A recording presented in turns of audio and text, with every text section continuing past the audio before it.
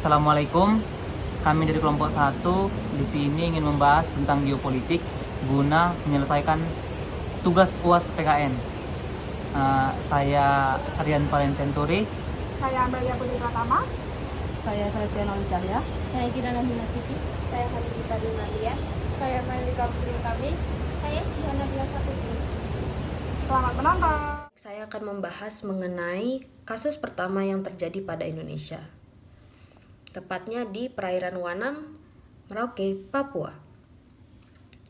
Tertangkapnya kapal bernama MV Haifa pada tanggal 26 Desember 2014 dituduh dengan pencurian ikan dan juga berlayar tanpa adanya surat izin daripada pemerintah.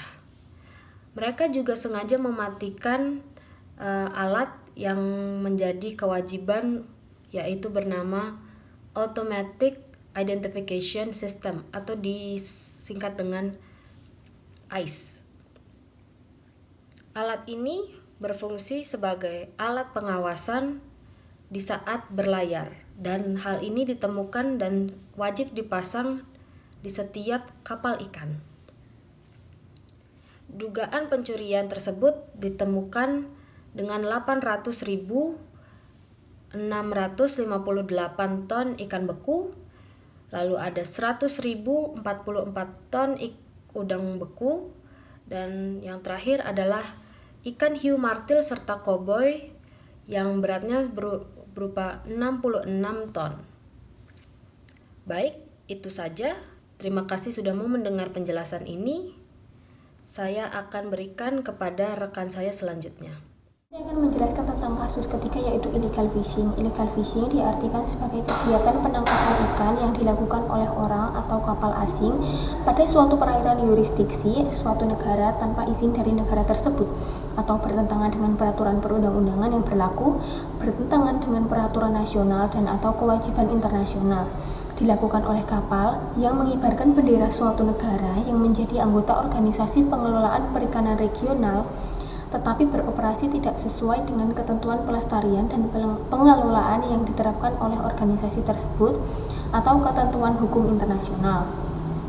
Berdasarkan data 5 tahun terakhir, terungkap bahwa aktivitas pencurian ikan yang dilakukan oleh kapal ikan asing di perairan Indonesia mengalami peningkatan dari tahun ke tahun. Perairan di sekitar Kalimantan Barat menjadi salah satu tempat paling menarik bagi kapal asing untuk melakukan kegiatan illegal fishing.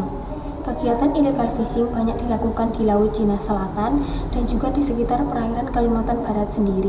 Kapal ikan asing tersebut umumnya berasal dari Thailand, Vietnam, Malaysia, Kamboja, Myanmar, dan beberapa dari RRC. Kasus pencurian ikan membawa kerugian material yang sangat besar bagi Kalimantan Barat. Dalam 1 tahun, daerah ini diprediksi merugi hingga 5 triliun rupiah. Illegal fishing juga menjadi persoalan serius di sekitar perairan Kepulauan Riau. Karena berbatasan langsung dengan negara-negara tetangga, maka Kepulauan Riau yang memiliki perairan kaya akan ikan merupakan tempat yang paling strategis bagi terjadinya illegal fishing. Maluku juga menjadi salah satu daerah lain di Indonesia yang menghadapi persoalan serius terkait dengan aktivitas illegal fishing. Illegal fishing yang terjadi di perairan Indonesia tersebut merupakan transnational crime karena pelakunya adalah orang asing atau orang Indonesia tetapi melibatkan pihak asing di belakangnya. Oke, jadi kasus yang ketiga merupakan kasus yang terjadi pada tahun 2015. Jajaran Komando Armada Kawasan Timur atau Kormatim Republik Indonesia menembak dan menenggelamkan 4 kapal ikan asing yang masuk ke dalam perairan Indonesia tanpa ada dokumen yang lengkap. Penembakan dan penenggelaman kapal ini terjadi karena kasus pencurian ikan di perairan Indonesia.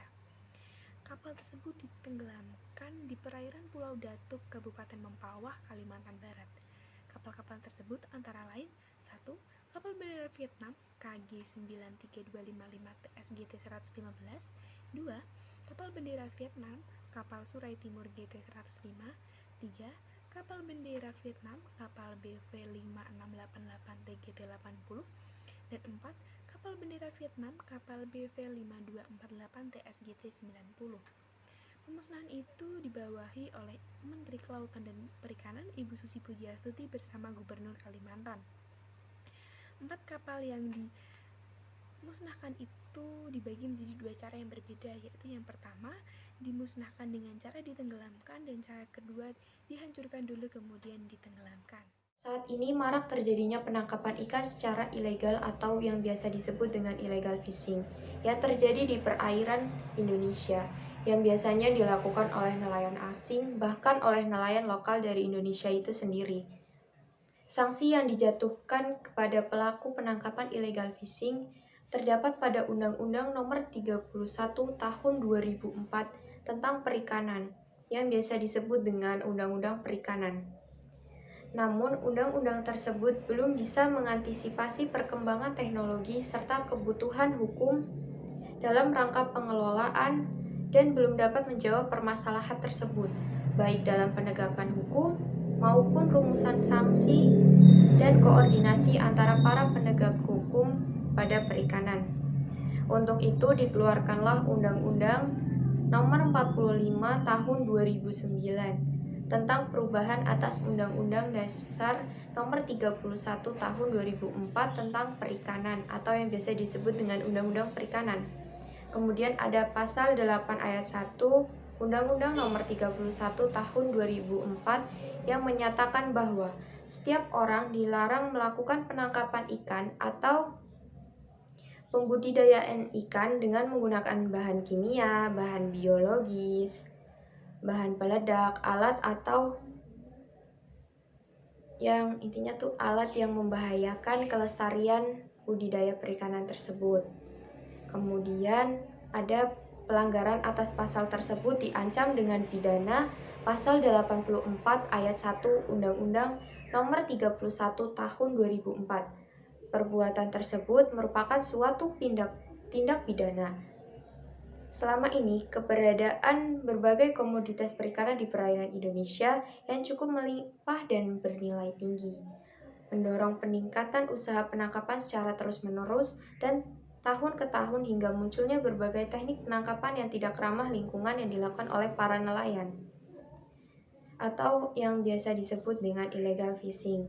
Penegakan hukum terhadap tindakan ini dinilai masih kurang, maka pemerintah berupaya meminimalisir hal tersebut dengan memunculkan Undang-Undang Nomor 9 Tahun 1985 yang diganti dengan Undang-Undang Nomor 31 Tahun 2004. Kemudian diubah lagi menjadi Undang-Undang Nomor 45 Tahun 2009 tentang perikanan. Undang-Undang Nomor 45 Tahun 2009 ini mengamanatkan agar tindak pidana di bidang perikanan diselesaikan melalui jalur pengadilan perikanan. Kasus pencurian ikan di laut Indonesia yang tidak dapat ditangani dengan baik membuat negara mengalami kerugian yang sangat besar, sehingga diperlukan komitmen dan kerjasama antar lembaga untuk mengatasi pencurian ikan tersebut. Belum lagi begitu banyaknya kapal laut internasional yang hilir mudik di perairan Indonesia tanpa adanya pengawasan yang memadai. Kekayaan sumber daya alam yang dimiliki Indonesia merupakan salah satu kekuatan yang dimiliki oleh Indonesia yang disegani oleh negara lain, sehingga membuat Indonesia harus memiliki pedoman bangsa yang berupa geopolitik Indonesia agar tidak terpengaruh oleh negara lain. Geopolitik Indonesia sendiri merupakan wawasan Nusantara yang berarti wawasan Nusantara Indonesia dibentuk serta dijiwai oleh pemahaman kekuasaan bangsa Indonesia yang berdasar falsafah Pancasila. Jika dilihat dari sudut pandang wawasan Nusantara, yang berarti wawasan nasional yang berpijak pada wujud wilayah Nusantara. Hal ini membuat kepentingan bangsa harus berpijak pada upaya menjamin persatuan dan kesatuan wilayah dan segenap aspek kehidupan nasional sebagai contoh identitas nasional. Yang berikutnya ada solusi.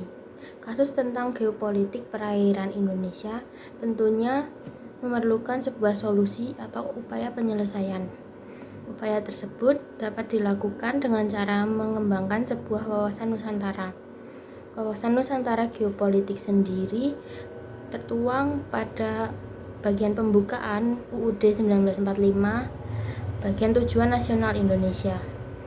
Pemecahan masalah atau solusi yang dapat dilakukan untuk menyelesaikan ketiga kasus di atas yaitu dengan cara pemerintah membuat sebuah kebijakan untuk bidang maritim serta warga atau seluruh masyarakat Indonesia turut menjaga wilayah laut atau maritim Indonesia guna mempertahankan kondisi geografis atau sumber daya alam yang ada di wilayah maritim Indonesia.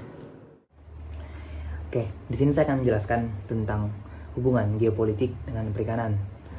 Indonesia merupakan salah satu negara yang memiliki potensi kemaritiman yang begitu besar.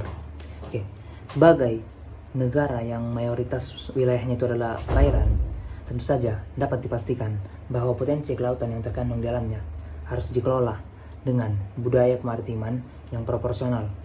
Maksud dari proporsional tersebut adalah merata dan sebanding. Oke. Beberapa potensi kemaritiman tersebut adalah perikanan, minyak, gas bumi, dan wisata bahari. Potensi perikanan bagi banyak negara merupakan sumber uang yang amat besar, seperti hal yang dilakukan Jepang.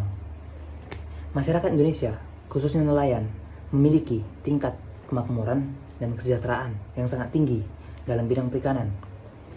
Tren nilai ekspor perikanan Indonesia ke negara-negara tujuan utama yakni USA, Jepang, ASEAN, Tiongkok, dan Uni Eropa sangatlah fluktuatif, yang dimana fluktuatif tersebut adalah berubah-ubah. Jadi tidak sama itu, jadi kayak seperti berubah-ubah. Nilai ekspor tertinggi pada negara tujuan utama tersebut ialah pada tahun 2014 dengan angka 4.231 juta US dollar. Oke. Dan yang terendah itu pada tahun 2012 dengan angka 3.542 juta US dollar. Oke. Sedangkan negara yang tujuan utama ekspor Indonesia dengan angka terbesar berturut-turut dari 2012 sampai 2017 adalah USA atau Amerika Serikat, yang dimana nilai tertinggi pada 2014 berada pada angka 1.677 juta dolar, dan yang terendah itu pada tahun 2012 dengan angka 1.059 juta US dollar. Oke. Negara tujuan utama yang paling rendah itu diduduki oleh Tiongkok dan Uni Emirat Arab dengan nilai antara 200 sampai 300 juta US dollar. Oke, sepertinya hanya itu saja yang bisa saya sampaikan tentang hubungan geopolitik dengan perikanan. Terima kasih. Penjelasan dari kami, terima kasih.